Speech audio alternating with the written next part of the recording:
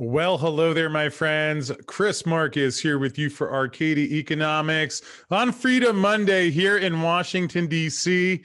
That's right. I have braved it. I have journeyed into the belly of the beast. That is my commitment to ending the silver manipulation in my lifetime. And we're going to take a big step forward in the next 24 hours because, as some of you saw last week, I happened to find a clip of Rostin Behnam, who claims to be regulating the silver market, has an investigation into silver manipulation. He's been sitting on the evidence I've submitted over 2 months ago, which includes what I consider one of the greatest crimes in financial history. I'd call February 2nd, as I call it, Super Tuesday. It's a historic day in the silver market because anyone who bought silver was stolen from that day. And the amazing part is the commentary from the groups that claim to be providing the transparency and integrity of the market. But fortunately, I'm not going to ask you to take my opinion for anything. I would not do that to you. Instead, tonight, coming your way, will all be laid out clear as day so everyone can see what's been happening. And again, just as a little snippet, just a little preview, here's just one of the comments Rostin Behnam, acting commissioner of the CFTC, made. This was March 18th, month and a half after silver manipulation and a couple other global climate warming meetings. But here we go. Space, we have a match order book, don't have rules. We have T+1 settlement. The clearing infrastructure as a general matter, historically within the future space, is built in and very strong. Initial margin, daily mark to market, position limits, all of these things together, I think, really were very effective in managing what was at some point in those few days in late January potentially a challenging situation. And give credit to the exchange for utilizing its authority and some of the tools it has within the margin space to control the sort of the price and the volatility of the silver contracts. But I think, Mr. Behnam, I will not give you credit for controlling the price of the silver contracts. I'll give you attention from my legal team, and I'll be in front of your office at the CFTC headquarters tomorrow, Tuesday morning, April 20th.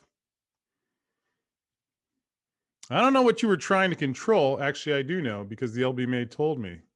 Here, LBMA reveals at the end of February 2021, 765 million ounces was allocated, leaving 360 million ounces of potentially available metal. This suggests, had the demand in iShares continue at the frenetic pace, it would have only been a matter of weeks before London's existing stock was used up. Is that what you tamped down, Rostin? Is that why you controlled the price?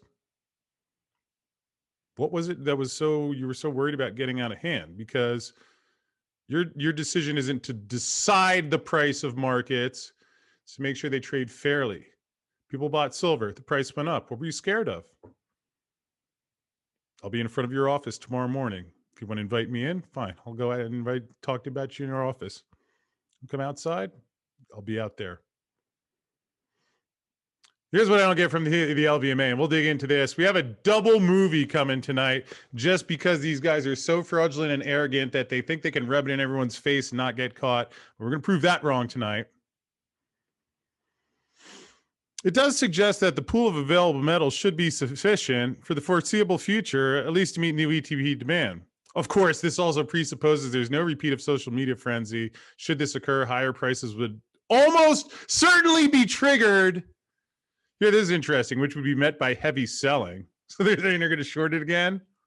Probably shouldn't have put that in the report, fellas. Just saying. But think about this.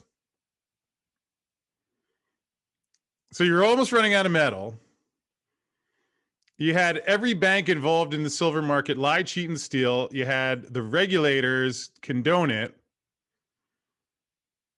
You're close to running out of metal. And then you put out a report telling everybody that and saying it's all good to go as long as the social media guys never do anything again.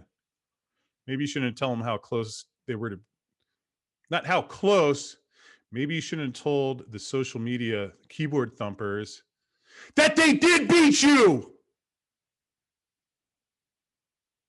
And you had to lie, cheat, steal, and commit felonies to cap it. And you were stupid enough to brag about it. You weren't confessing, you were bragging. Now you're caught. And Rostin, if you want to watch tonight, you're going to see plenty of evidence. I know you're a lawyer. You're going to need that background. So stay tuned. Coming up 8 p.m. Eastern, we're going to share some truth tonight.